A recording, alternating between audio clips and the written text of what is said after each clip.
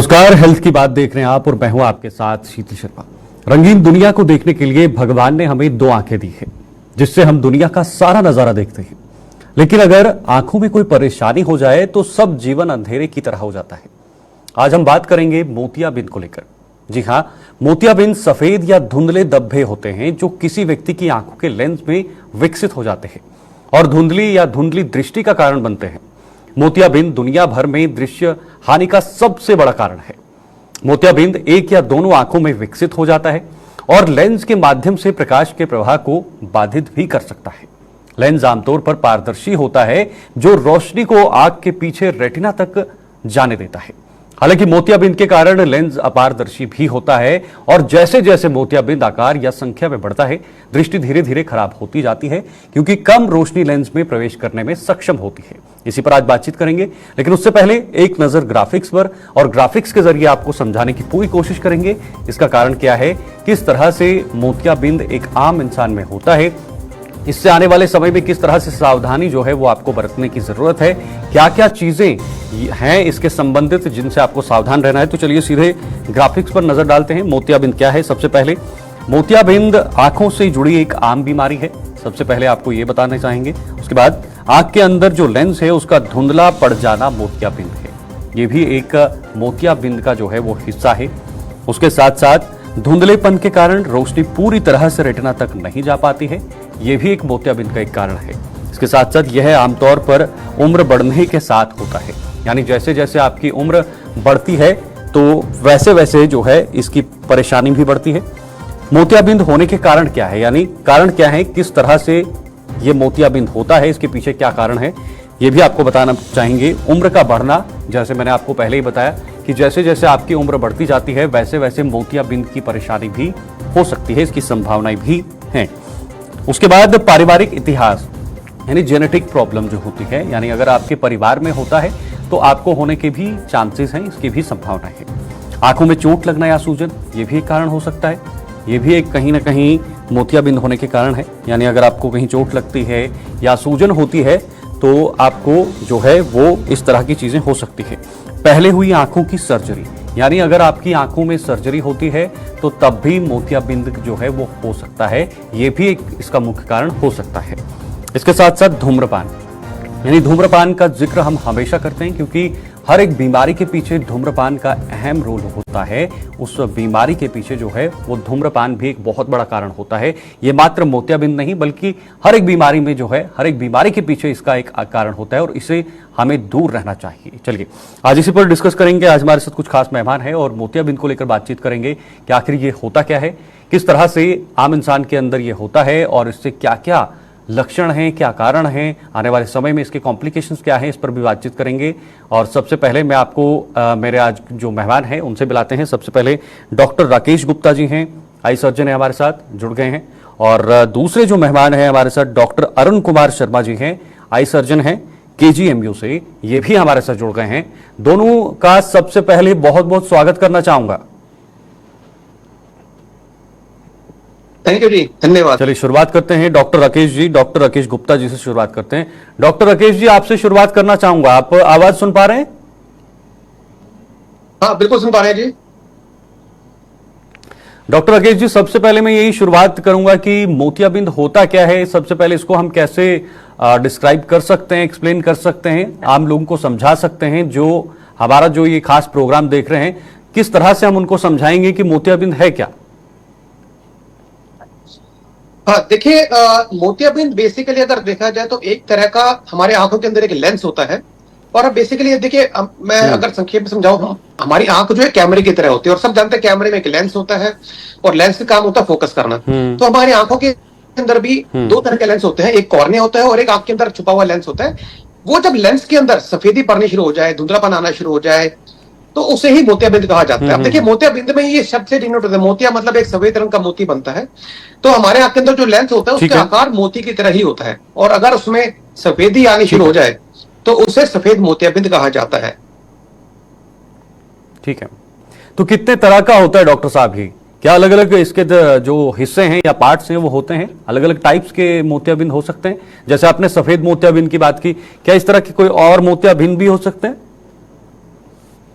हाँ देखिए, मैं यहाँ पे मैं एक बताना चाहूंगा जी कि सबसे पहली बात है कि जो सफेद मोतियाबिंद होता है उसे कैटरेक्ट कहा जाता है, और कैटरेक्ट एक बीमारी है जिसके अलग अलग प्रकार हो सकते हैं। जैसे अगर हम मोतियाबिंद यानी कैटरेक्ट की बात करें तो वो सब कैप्सुलर कैटरेक्ट हो सकता है, न्यूक्लियर कैटरेक्ट हो सकता है, कॉर्टिकल कैटरेक्ट हो सकता है, या मैच्योर कैटरेक्ट होकर पूरा सफेद भी हो जाता है। लेकिन यहाँ बात मैं एक और आपके माध्यम से, चैनल के माध्यम से एक बात जनता को बताना चाहूंगा कि एक काला मोतियाबिंद भी एक बीमारी है जिसका नाम से तो मिलता जुलता लगता है, लेकिन वो बिल्कुल ही अलग बीमारी है। काला मोतियाबिंद को जिसे काला पानी भी कहा जाता है, दरअसल ग्लोकोमा कहा जाता है मेडिकल लैंग्वेज में।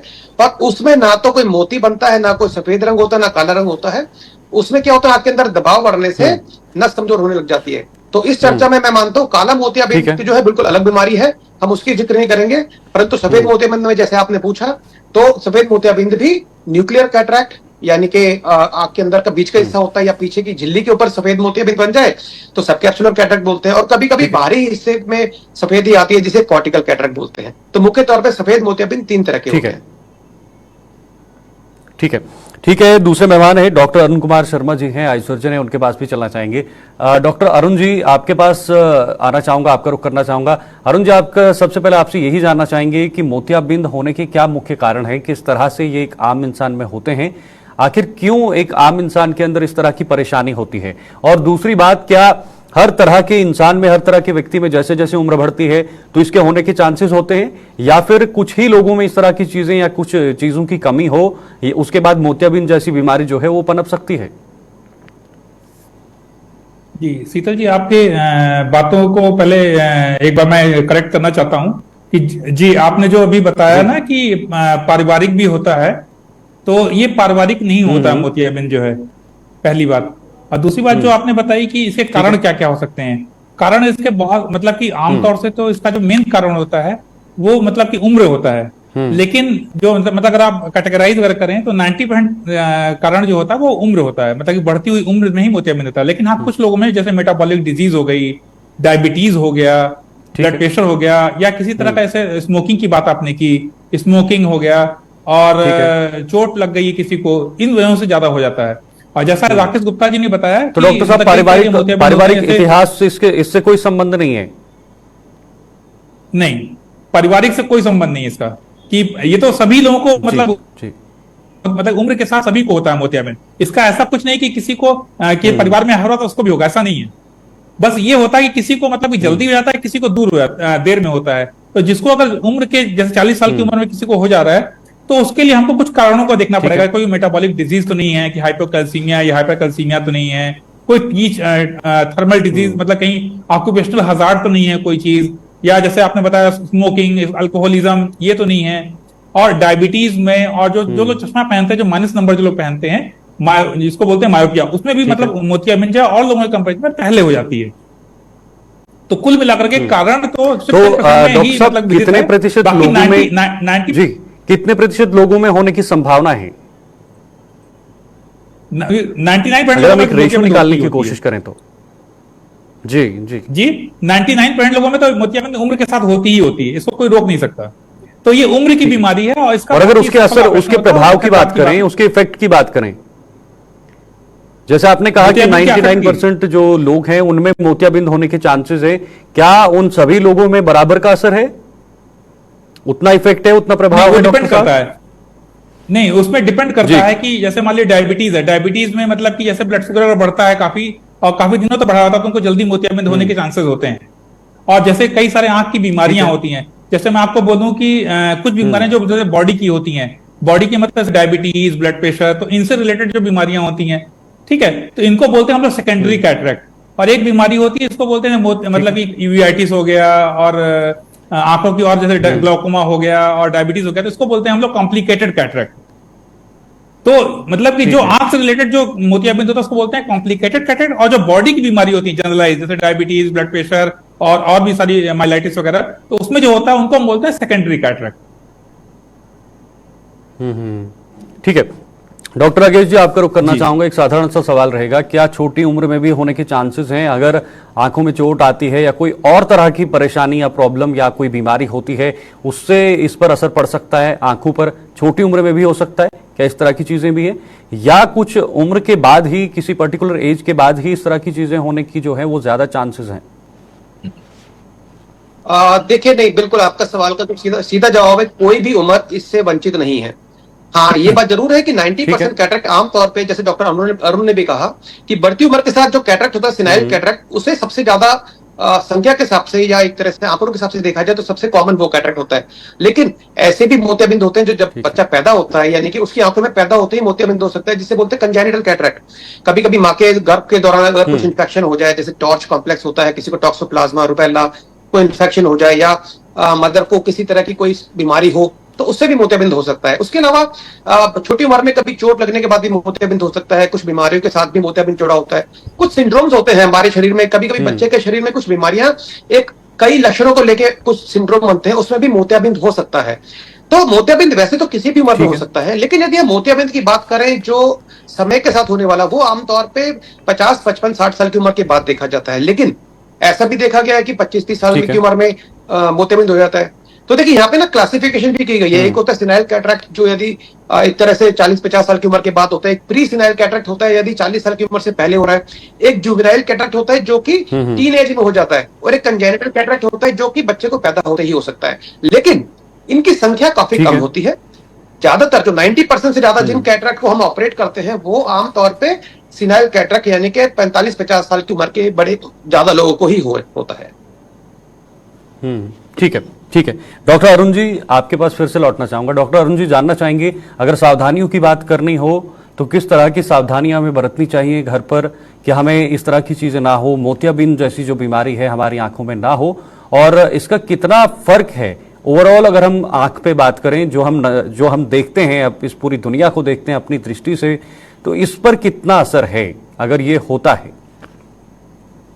जी, पहली बात तो ये कि सर, ये मोतियाबिंद सभी को होगा, इसमें बचाव का कोई रास्ता नहीं है। हाँ, लेकिन यदि किसी को डायबिटीज है तो वो कंट्रोल होना चाहिए। यदि किसी को मतलब कि मेटाबॉलिक डिजीज है, वो कंट्रोल होना चाहिए। और प्लस किसी को न्यूट्रिशनल डिसऑर्डर है, मतलब कि वो लाल चीजें नहीं खाता, हरी चीजें नहीं खाता है, तो उन लोगों को पहले हो जाएगा।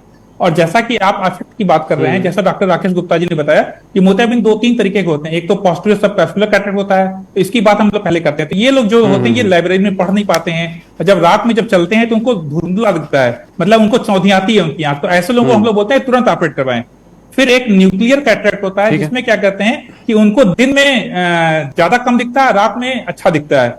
और एक कॉर्टिकल कैटरेक्ट होता है, जिनको रात में कम दिखता है और दिन में बहुत अच्छा दिखता है। तो जिसको भी अगर मान लीजिए कम दिख रहा है, तो उसको क्या कहते हैं कि डॉक्टर के पास जाकर के उसको चेक करवाना चाहिए कि उसको कि कॉर्टिकल कैटरेक्ट है, कि न्यूक्लियर कैटरेक्ट है, कि पोस्टीरियर सबकैप्सुलर कैटरेक्ट है। तो इन तीनों कैटरेक्ट में पोस्टीरियर सबकैप्सुलर कैटरेक्ट जो होता है, सबसे घातक होता है। मतलब ये अमाउंट में बहुत छोटा होता है, लेकिन ये डिस्टॉर्शन बहुत करता है, नजदीक में पढ़ने नहीं देगा आपको। और जब भी आप रोशनी आपकी आंख में पड़ेगी, आपकी आंख चौधिया जाएगी, और 20-25 सेकंड के लिए आपकी आंख मतलब धुंधलेपन का शिकार रहेगी। 20-25 सेकंड के बाद ही निगाह लौटेगी। तो यदि आप अगर पोस्टीरियर सबकैप्सुलर कैटरेक्ट, जो कि यंग लोगों में बहुत ज्यादा होने के चांसेस होते हैं, अगर इस तरह की बीमारी है, तो डॉक्टर से जरूर कंसल्ट करके उसका निवारण के बारे में बात करनी चाहिए। ठीक है, ठीक है। डॉक्टर राकेश जी, आजकल जो खान पान है वो काफी एडवांस हो गया है, बाहर का खाना अब लोग ज्यादा खाते हैं, तो सीधे तौर पर मेरा सवाल है कि क्या खान पान से भी इस पर असर पड़ सकता है? दूसरी बात, जो मोबाइल फोन का इस्तेमाल होता है, काफी ज्यादा मोबाइल को देखा जाता है, काफी देर देर रात तक मोबाइल का इस्तेमाल किया जाता है, क्या कोई डायरेक्ट कांटेक्ट हम इसको मान सकते हैं? क्या डायरेक्टली हमारी आंखों से या मोबाइल से कोई संबंधित है मोतियाबिंद? देखिए शीतल जी, जो पहली बात आपने न्यूट्रिशन की बात करी, तो बिल्कुल खाने पीने से तो सीधा लिंक है, क्योंकि जो भी न्यूट्रिशन कहते हैं, अच्छा खाना पीना शरीर को हर हिस्से को फायदा देता है। और बेसिकली हमारा को जो मोतियाबिंद बनता है, मैं थोड़ा बताना चाहूंगा मोतियाबिंद क्या है। जो हमारा नेचुरल लेंस होता है, वो लेंस एक तरह से बैग ऑफ प्रोटीन है। एक कैप्सूल होता है, उसके अंदर प्रोटीन भरा होता है। अब उस प्रोटीन के अगर समय के साथ अगर वो प्रोटीन की क्वालिटी अच्छी नहीं होगी, या हमारे कभी कभी इलेक्ट्रोलाइट इंबैलेंस होगा, या डायबिटीज हो जाती है, किसी भी तरह का मेटाबॉलिक इंबैलेंस होगा, तो ऐसे में क्या होता है कि हमारे मोतियाबिंद जल्दी बनना शुरू हो जाता है। तो जो लोग यंग एज में आजकल जंक फूड की ज्यादा इस्तेमाल करते हैं, फ्रेश फूड कम खाते हैं। अब जो फ्रेश फ्रूट होते हैं, जो ताजा खाना होता है, उसमें एंटीऑक्सीडेंट्स की मात्रा ज्यादा होती है। लेकिन जब हम जंक फूड की बात करते हैं, तो उसमें एंटीऑक्सीडेंट्स नहीं होते, और एंटीऑक्सीडेंट्स हमारे मोतियाबिंद को अवॉइड करने के लिए बेहद जरूरी है। तो न्यूट्रिशन से सीधा लिंक है। दूसरा सवाल आपने पूछा स्क्रीन यूज से, तो देखिए स्क्रीन यूज से मैं सीधे तौर पे तो कहूंगा कि अगर अल्ट्रावायलेट रेज ज्यादा होती, जैसे पुरानी स्क्रीन में हुआ करते थे, जो मॉनिटर हुआ करते थे, उसमें अल्ट्रावायलेट रेज ज्यादा होती थी, तो वो जरूर मोतियाबिंद के लिए कारण बन सकते थे। लेकिन जैसे जैसे स्क्रीन एडवांस होती जा रही है, आजकल एलईडी डिजिटल स्क्रीन आ रही है, तो सीधे तौर पे वो मोतियाबिंद को मैं मानता हूं नहीं पैदा करेंगी, लेकिन इसका मतलब ये नहीं कि आप लापरवाह हो जाए। सब जनता को समझना चाहिए, ज्यादा स्क्रीन यूज करने में आपके क्या होता है, लाइफस्टाइल बिगड़ती है, आपका चलना फिरना कम होने लगता है, आपके लाइफस्टाइल में खाना पीने का मामला बिगड़ने लगता है, आपकी स्लीप पैटर्न बिगड़ता है, आपकी डाइट बिगड़ती है। और जब पुअर लाइफस्टाइल होता है ना, तो पुअर लाइफस्टाइल होने से मोतियाबिंद देखा जाता है कि लोगों को जल्दी होता है, क्योंकि जो स्क्रीन ज्यादा इस्तेमाल करते हैं उनको मोटापा ज्यादा आता है, उन्हीं को डायबिटीज पहले होती है, उन्हीं को ब्लड प्रेशर पहले होता है, और फिर पीछे बैठा है मोतियाबिंद जैसी बीमारी। और केवल मोतियाबिंद नहीं, और भी बीमारियां आ सकती हैं। तो स्क्रीन यूज से डायरेक्टली तो नहीं, लेकिन इनडायरेक्टली मोतियाबिंद का रिलेशन जरूर होता है। बिल्कुल, इनडायरेक्टली कहीं ना कहीं इसके साथ इसका रिलेशनशिप है। डॉक्टर अरुण जी, वापस फिर से आपके पास लौटना चाहूंगा। डॉक्टर अरुण जी, कहीं ना कहीं हर बीमारी के पीछे अगर उसको समय पर इलाज ना किया जाए और कहीं ना कहीं उसको समय पर डॉक्टर को ना दिखाया जाए, तो आने वाले समय में उसके कॉम्प्लिकेशंस हो सकते हैं, वो घातक हो सकता है, कोई कोई बीमारी जानलेवा भी हो सकती है।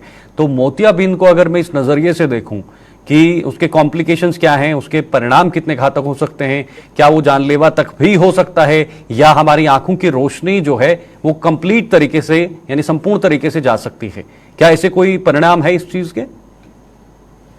जी, पहली बात तो ये है कि जो मतलब कि हमने बताया जो 2-3 तरह के कैटरेक्ट, उसमें जो पोस्टीरियर सब कैप्सुलर कैटरेक्ट है, तो उसमें मतलब अगर उसको अगर पेशेंट अगर सीरियसली नहीं लेता है तो उसमें फिर उसको चोट लगने की संभावना और इस तरह की चीजें, मतलब जैसे ऐसा कहा जाता है कि आप अपनी आंखों से 85% चीजों को सीखते हैं। तो यदि आंख में कोई समस्या है जिसके वजह से लेंस पे फोकस नहीं कर पा रहा रेटिना में, तो वो आपके जो लर्निंग है वो कम हो जाती है बच्चों से लेकर बड़ों तक में, पहली बात। और दूसरी बात, जैसे मोतियाबिंद धीरे धीरे अगर आप उसको ऑपरेट नहीं कर पा रहे हैं तो धीरे धीरे वो बढ़ता जाता है, तो वो कॉम्प्लिकेट होकर के अंदर फूट जाता है। तो वो जब कॉम्प्लिकेट होकर के जब अंदर फूट जाता है तो उससे क्या कहते हैं, सेकेंडरी ग्लाउकोमा हो जाता है। तो वो ग्लाउकोमा जो आपके आंख को परमानेंट डैमेज कर देती है। तो जब वो परमानेंट डैमेज कर देगी तो किसी भी मतलब तरह का ऑपरेशन फिर से आपकी रोशनी लौट के नहीं आ सकती है।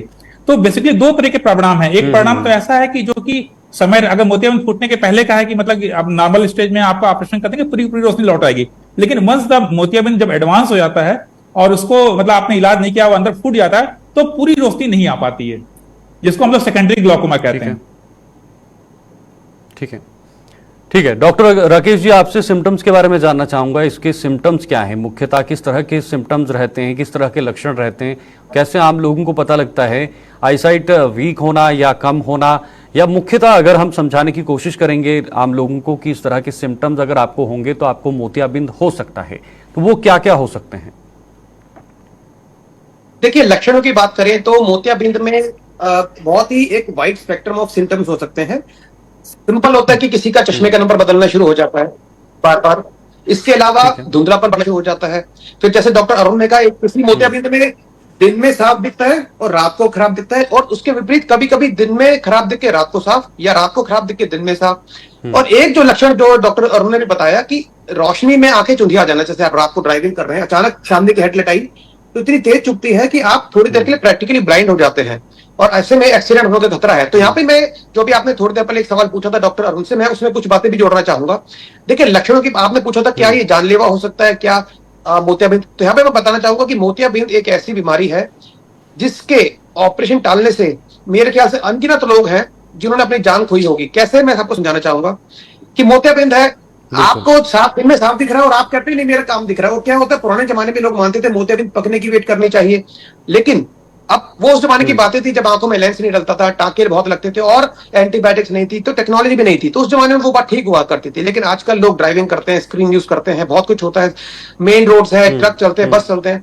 तो जो लोग मोतियाबिंद के साथ 40-50% रोशनी लेके घूम रहे हैं, उनका अंदाजा इतना गलत हो जाता है, कभी कभी सड़क क्रॉस करते हुए उनको पता नहीं चलता कि कोई स्कूटर या बाइक आ रही है, एक्सीडेंट का शिकार हो जाते हैं। कभी कभी ये भी देखा जाता है, बुजुर्ग लोग हैं, मोतियाबिंद आंख में, धुंधला दिख रहा है, वो बाथरूम में गए, फर्श पे पानी नहीं दिखा, पैर फिसल गया, गिर गए, गोली की हड्डी टूट गई या सर में चोट लग गई और ब्लीडिंग होने से डेथ हो सकती है। तो मोतियाबिंद एक ऐसी बीमारी है जो कि यदि आंखों में है तो अनजाने में लोग उससे धुंधलेपन से काम चला रहे होते हैं और वो जानलेवा साबित हो सकता है। तो जैसे लक्षणों में बात आई, तो लक्षणों में यह भी होता है कि लोगों का अंदाजा भी करने लगता है। सीढ़ी उतरते समय सीढ़ी पे प्रॉपर नहीं दिखा, पैर फिसल गया, किसी स्लोप पे है तो पैर फिसल गया, आप सड़क क्रॉस कर रहे हैं, कहीं से आपको एक गाड़ी दिख रही है पर दूसरी गाड़ी नहीं दिखी जो उसके साथ आ रही है, आप एक्सीडेंट के शिकार हो जाते हैं। जो ड्राइविंग खुद कर रहे हैं उनसे यहां तक होता है कि वो किसी राहगीर पैदल को या साइकिल वाले को, जैसे जिस साइकिल में लाइट नहीं होती उसको वो टक्कर मार सकते हैं, क्योंकि रात की रोशनी बहुत कॉम्प्रोमाइज हो जाती है। तो ठीक है। मोतियाबिंद के बहुत ही वैरायटी ऑफ लक्षण होते हैं, और कभी कभी ये भी होता है मोतियाबिंद की वजह से, अगर हम इनडायरेक्ट लक्षण देखा जाए तो आपको कम दिख रहा है, आपने आपका अपने इंटरेस्ट लूज करना शुरू कर दिया। फॉर एग्जांपल मैंने ऐसे देखे हैं जिनको पेंटिंग का शौक था, उन्होंने पेंटिंग बंद कर दी। अब जब आदमी मेन शौक से या प्रोफेशन से दूर हो जाता है तो डिप्रेशन आने शुरू हो जाता है। तो मोतियाबिंद की वजह से आप ठीक है। डिप्रेशन से लेके, फ्रैक्चर से लेके, एक्सीडेंट से लेके, हेड इंजरी से लेके और डेथ तक किसी भी प्रकार के खतरों को आप ठीक है। उसके शिकार बन सकते हैं। ठीक है डॉक्टर अरुण जी, आखिरी सवाल रहेगा आपके साथ क्योंकि समय बहुत कम है। मैं ये पूछना चाहूंगा, स्ट्रेस या फिर तनाव जो आजकल आम लोगों में दिखता है, या उसके अलावा जो धूल है, पॉल्यूशन जैसी चीजें हैं, आंखों में जलन, ये कई सारी चीजें हमारे आसपास जो घटती हैं, क्या ये भी एक कारण हो सकती है? मैं चाहूंगा थोड़ा जल्दी से जवाब दें क्योंकि समय बहुत कम है। डॉक्टर अरुण जी। नहीं, इसकी वजह से नहीं होती है। पोल्यूशन के वजह से मतलब कि आंख में रेडनेस वगैरह हो सकती है, बट लेकिन डायरेक्टली क्या कहते हैं, ये मोतियाबिंद कॉज नहीं कर सकता। ठीक है, तो मतलब एक प्रोसेस हो सकता है अगर पॉल्यूशन की वजह से आपकी आंखों में कुछ होता है, या धूल मिट्टी आम तरह की जो जिंदगी है हमारे जीवन में होता रहता है, क्या नहीं, कोई उसमें प्रोसेस के बाद हो नहीं, सकता है? उसमें ऐसे कोई चांसेस है? मोतियाबिंद नहीं हो सकता सर, लेकिन ड्राई आई की प्रॉब्लम हो सकती है। जो ड्राई आई जो होता है वो क्या कि रेस जी, को स्मूथली ठीक है। प्रोसेस करता है रेटिना में। तो अगर ड्राई आई है तो उसको कम ठीक है, दिखेगा, लेकिन डॉक्टर राकेश मोतियाबिंद ऐसा नहीं हो सकता। ठीक है डॉक्टर राकेश जी, 30 देखिए, सेकंड यहाँ पे आपके मैं पास, एक पॉइंट समय जोड़ना बहुत कम है। चाहूंगा। जी देखिए यहाँ पे जैसे अभी डॉक्टर अरुण जी का, पॉल्यूशन कभी भी सीधे तौर पे मोतियाबिंद नहीं देगा, लेकिन जैसे मैंने कहा इनडायरेक्टली कनेक्शन जुड़े होते हैं। आमतौर पे हमारे समाज में देखा जाता है पॉल्यूशन होती है, एलर्जी होती है, और लोग जाते हैं केमिस्ट पे, और केमिस्ट क्या करते हैं, स्टीरॉइड ड्रॉप्स लिख देते हैं, और स्टीरॉइड ड्रॉप्स लेके जब उनको आराम मिलता है, लोग महीनों सालों डालते रहते हैं, और यहाँ पे फिर आता है स्टीरॉइड की वजह से मोतियाबिंद बन सकता है। देखिए अब यहाँ पे आके बात आ गई, पॉल्यूशन की वजह से कभी सीधा मोतियाबिंद नहीं होगा, लेकिन अगर उसके लक्षणों को आप प्रॉपरली एक स्पेशलिस्ट से ट्रीटमेंट नहीं लेते हैं और सेल्फ ट्रीटमेंट करते हैं, सेल्फ मेडिकेशन या केमिस्ट के थ्रू दवाई लेते हैं, तो स्टीरॉइड ड्रॉप बहुत कॉमनली ओवर द काउंटर मिल जाती है हमारे समाज में, हमारे देश में, और लोग उससे बहुत डालते रहते हैं क्योंकि आराम बहुत अच्छा मिलता है। डॉक्टर अरुण जी मेरे से एग्री करेंगे, और स्टीरॉइड से भी मोतियाबिंद हमने बनते हुए देखे हैं, हम सब देखते रहते हैं। तो डायरेक्टली तो नहीं पॉल्यूशन से होगा, लेकिन उसके जो रेपरकशन से हम मोतियाबिंद देख सकते हैं। ठीक है, ओके, माफी चाहूंगा क्योंकि समय बहुत कम है, लेकिन बहुत बहुत शुक्रिया हमारे साथ जुड़ने के लिए आज इस खास प्रोग्राम में, खास कार्यक्रम में, हेल्थ की बात में। डॉक्टर राकेश जी आपका भी शुक्रिया, और डॉक्टर अरुण जी आपका भी बहुत बहुत शुक्रिया हमारे साथ जुड़ने के लिए, ये बहुमूल्य समय देने के लिए, और हमारे दर्शकों को इन सभी चीजों से अपडेट करने के लिए, क्योंकि हम लगातार हेल्थ की बात में आपके लिए कोई ना कोई जो विषय है वो सामने लेकर आते हैं, ताकि आप तक वो अवेयरनेस पहुंचे, आप घर बैठे जो है इन बीमारियों से अवेयर हों, और इन बीमारियों से बचने के लिए हर मुमकिन प्रयास जो हमारे यहाँ पर मेहमान होते हैं वो आपके सामने रखते हैं, उनको आप घर बैठकर जो है वो फॉलो करेंगे। आज के लिए फिलहाल इतना ही, कल फिर हेल्थ की बात में आपके साथ हाजिर